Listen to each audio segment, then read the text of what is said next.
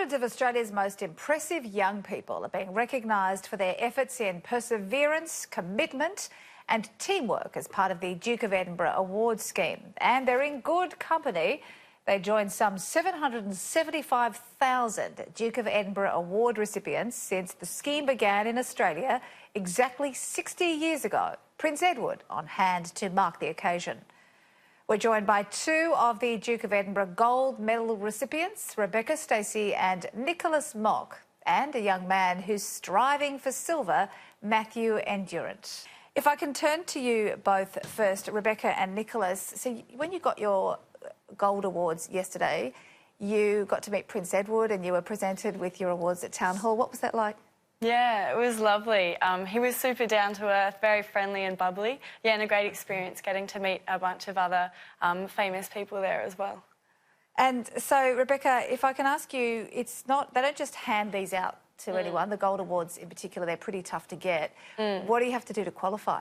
Yeah, so you have to complete a skill and a service and a physical recreation for 12 months, 1 hour of it a week throughout the year, as well as a residential project and a test and a practice hike leading up to the test. What was the highlight for you of all those things? I think I loved the hikes. They were really an awesome experience with a great team of other Duke of Ed participants and getting to be in the beauty of creation and experience the world around me was awesome.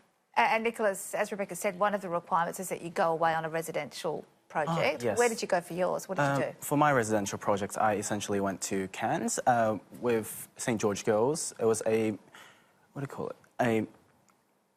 Conservational project, yes, a conservational project. We basically had a survey on the Great Barrier Reef itself, and we studied all the coral there and had a look on the current impacts on tourism, current impacts on all the nitrates and basically all the chemicals that's going to our oceans at the moment.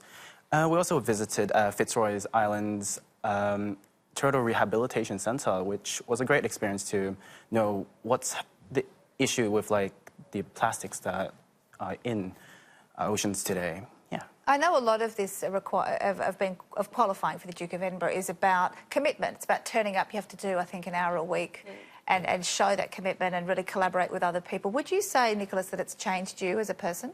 Yes, it's definitely changed me since I was in year 9. It's been 3 years now. So basically, I've learned a lot of, like, interpersonal skills now. I've learned how to improvise on the spot, and if the improvisation doesn't work, or you just have to tough it out, which has been something that's developed over the last 3 years, which is very beneficial, and I believe most high school students should do it, yes. Yeah, well, we're up to 400 just this year alone. It could go further, though, couldn't it? Matthew, you are in the middle of your silver, which is just extraordinary. You've had a pretty tough upbringing, and I know that you left home when you were really young to escape abuse in your own home. Now you're doing the Duke of Edinburgh. How's that helped you with facing that? I mean, you know, trauma is a very complex thing, and it takes some people, like, degrees and things like this, like years of study to understand. And oftentimes, you know, we assume that when we've been traumatized, we'll know. But that's just not how it works. You know, when we're being conditioned, it's not something that we realize immediately. And so when I left home and I left that environment, I had all this baggage that I didn't really understand how to deal with or what to deal with. And I was in all these new environments that I didn't know how to interact with. But I think the beauty of the award and the award scheme more broadly is that it's a holistic development of the person. So, you know, you've got your skills and your recreation, your physical and sports and things like this, and then you've also got, you know, your adventurous journey. And that sort of helped me come out of my shell a bit more because, you know, when you've been conditioned the way I had, it was not a matter of how to sort of do things more generally, like skills. It was a matter of interacting with people. And I guess the award has helped me come out of my shell. I mean, I've gone through so much, and I've had to deal with so much anxiety in my life that I think the award has really helped me with. And not surprisingly, one of the things you've struggled with is a sense of place in the world, a sense of belonging. Has the award scheme helped you come to terms with that and find a place? Yeah, definitely. I would say, like, part of that, you know, removing myself from that anxiety and defining myself completely differently has helped me realize where my passions lie.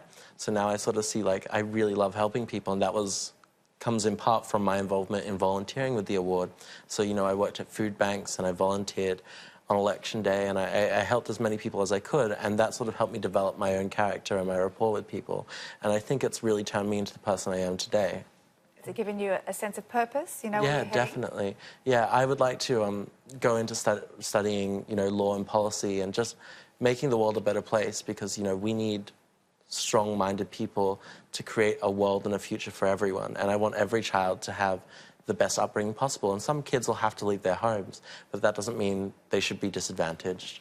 You're going for gold with the Duke of Edinburgh? Oh, definitely. Yeah. The Duke of Edinburgh is an amazing award. Last night I had the honour to meet His Royal Highness the Earl of Wessex, who is managing the award scheme on his brother's behalf. And he was the most incredible person I think I've ever met. He was so bubbly and really had a personality that lifted the room. And I think if anything was a motivation to keep doing the award, it was that interaction there. And no doubt you'd like to see other kids in your position also take part. It sounds like it's really changed you. Yeah, I think the award is often viewed as this sort of private school thing, which it just isn't. You know, the Duke of Edinburgh scheme does amazing interactions with so many different charities and organisations and helps donate so much money to making sure those kids can do their projects, that I think it would be really important and beneficial for every kid in the out-of-home care system who is just homeless, a kid looking for food that night. You know, it'd be important to sort of get out there and engage with their community. Oh, Matthew, you're a very impressive young man. Thank you. Thank you for enlightening us on how this scheme has helped. And just, Rebecca and Nicholas, in closing, what sort of impact would you say this has had on your life, the scheme? I think it's taught me mostly about commitment and teamwork, and I think, yeah, that's helped me grow so much as a person. And would you like to see, Nicholas, other people get involved? You think the numbers should broaden? I think they're aiming to have 1,000 a year. Definitely. Is the intention. I believe we should have like a lot more students like into this program. This program is very beneficial for all high school students, and if not high school, maybe even into uni, of course. Yeah. All right, we wish you all the best, all three of you. Thank you for coming in. Thank you. Thank you.